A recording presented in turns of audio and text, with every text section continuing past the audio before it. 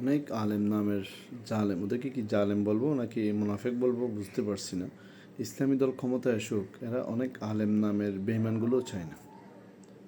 আমি বুঝে আসে না, এত অহংকারী একজন আলেমগুলো এত অহংকারী হয় কেমনি? যারা বলছে যে আমরা ইসলামী আইনে বিশ্বাসী না। ইসলামী আইন একটা হচ্ছে বিশ্বাস করা, আমি অন্য কোনো কারণে এটা চালু করতে পারছি না বা কিছু সিস্টেমের কারণে একটা দেশে। একটা হচ্ছে ইসলামী আইনকে বিশ্বাস করে না। যারা এসব কথা বলে, যারা দুর্নীতিতে বারবার চ্যাম্পিয়ন হয়, যাদের কাছে ইসলাম নামে কিছুই না, ইসলামের কোনো মূল্যবোধ যাদের কাছে নেই, তাদেরকে আপনি সমর্থন দিচ্ছেন। আর যারা ইসলামের জন্য কাজ করা, একটি ইসলামী রাষ্ট্রের স্বপ্ন দেখছে, যারা ইসলামী অর্থনীতিতে অনেক কিছু করে যাচ্ছে দেশের জন্য, ব্যাংকিং সিস্টেম বলেন, মেডিকেল হাসপাতাল বলেন, অ্যাডভোকেট বা বিচার ব্যবস্থা বলেন, এত কিছু করার পরও তাদেরকে আমরা সমর্থন জানান না। তোমাদেরকে আমরা আলেম কেমনি বলি? ভাই, জালেমও তো দুধের চেয়ে ভালো।